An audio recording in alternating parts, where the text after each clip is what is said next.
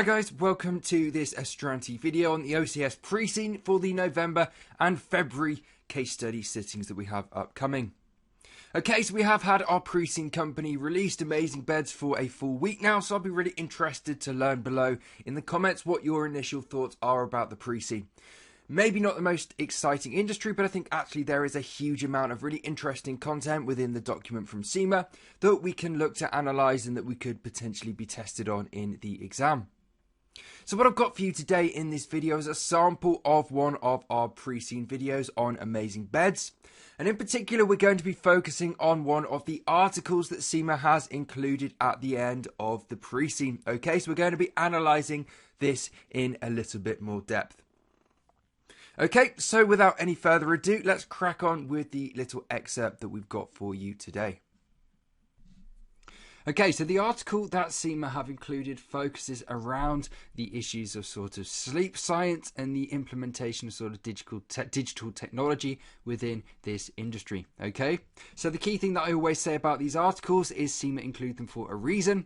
They are very much signposting very relevant topics that they are likely to test in some form in a variant within your exam. Okay, so we should very much expect to see some sort of scenarios in relation to Amazzzing Beds adapting to these sort of technological changes within its industry within the exam. Okay, so we might have to do a little bit of scrolling to get through all of this text. But the first thing we are told is that obviously fitness trackers are becoming increasingly prevalent, with over half the population within Eastland apparently now wearing these devices to monitor all aspects of their health, including how well they sleep. Okay, just scrolling back up. Okay, but then following this up in the next paragraph, we're told that actually most people do very little with this information. Okay, so clearly a sort of consumer trend. I wouldn't necessarily say in the relation to the purchase of beds and mattresses specifically, but clearly a wider sort of trend in terms of consumer behaviour within Eastland for us to take into account. The fact that people sort of like to collect information but then don't generally act on it is also a sort of interesting point, as it maybe suggests that if a company could actually design a product to address this issue in some way or in some form, it could prove popular amongst consumers. I think the key point about this idea, however, is the amount of data that is being generated by the use of these devices. Okay, so in terms of the amount of deep sleep that people are getting, in terms of their breathing patterns, in terms of their oxygen saturation levels, this sort of data is all being generated in quite a plentiful amount by this trend amongst consumers. Okay, and here we are told that if this information is correctly analysed and interpreted, it could help consumers make improvements to benefit their health and well-being. Okay, so the first thing to say here is, as we talked about in relation to industry trends when we looked at that section of the pre-scene, there is potentially a huge amount of data being generated that companies like Amazzzing Beds could potentially exploit. So again, understanding how consumers sleep, the type of sleep patterns that they use, maybe types of positions, that sort of thing, could be really important, could be really useful for a business like Amazzzing Beds in terms of actually how it sort of stocks its retail stores and the type of products that it manufactures. Whether the company actually possesses the sort of resources or the ability to analyse and exploit anything useful from this data is a completely different matter, and there would potentially maybe be some sort of privacy related issues in regards to this. However, the prevalence of data in this article does potentially raise questions about the value that something like big data could provide to companies in this industry. From the other perspective, we also see the potential value that could be provided by consumers by better reporting and better analysis of this data. Okay, so again, I'm not sure that Amazzzing Beds currently has the capabilities to do this in and of itself, but is there potential for the business to expand this capacity going forward, or maybe enter into some sort of partnership with another party who could analyse this information for consumers and provide extra value for consumers? Okay, so scrolling down to get the rest of this article on screen, we are told now about the science of sleep, which has been around for years, with sleep clinics linked to hospitals and university research facilities monitoring conditions such as sleep apnea. And we're then told that accessibility to these features has generally been limited to people referred by doctors and in relation to potential health issues or research subjects. However, increasingly with the easy availability of digital data, We see a new brand of sleep science now emerging that is more accessible. Okay, so apps that promise tailored health and sleep advice based on a person's own data are becoming more commonplace. And even more than that, we see that Eastland has some commercial sleep clinics actually being opened, okay, where experts can offer a range of services including general sleep advice, hypnosis and sleep monitoring services. And with all this in mind, it should be no surprise that one of the first businesses to tap into this new trend is Gordon's Bed, which has opened its first sleep clinic last month, with the idea of sort of matching mattresses to sleep expertise seemingly being a very good combination. Okay, so this is a subject that we've been hinting at several times throughout the pre-scene, but here we get a load of really useful information actually on the sort of whole sleep science side of things.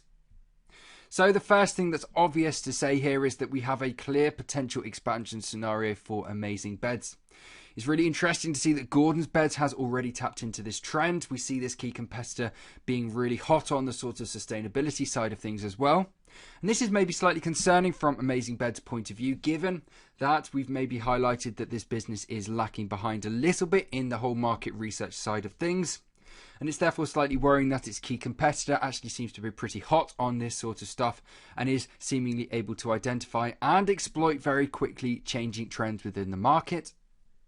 So it would be really interesting to see whether Amazing Beds can actually follow suit with this sort of sleep clinic style endeavour that Gordon's Beds has involved in.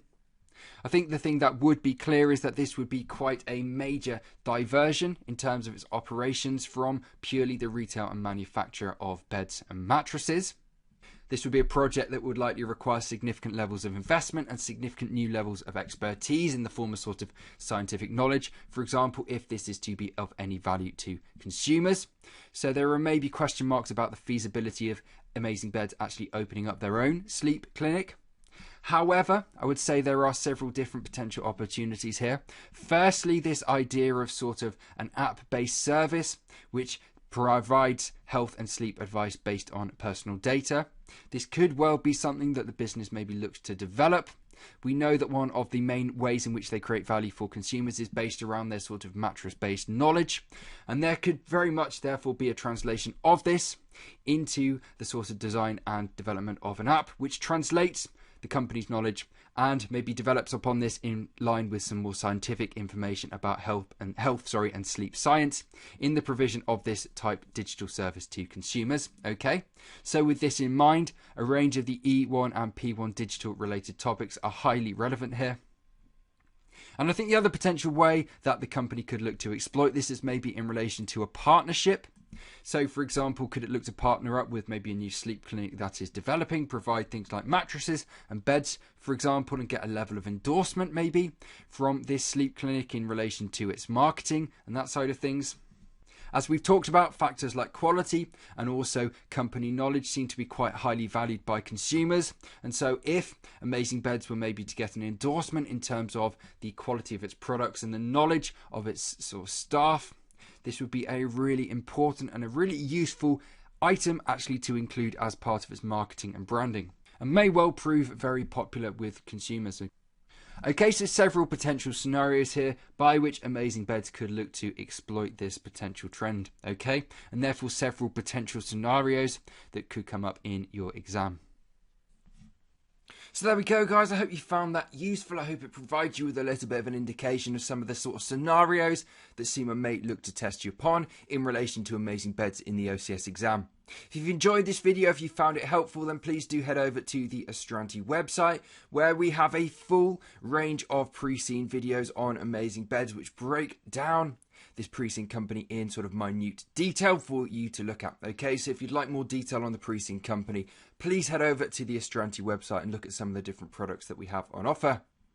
All that's left for me to say then is to thank you very much for watching this video, and I hope to see you tuned into another Astranti video again very soon.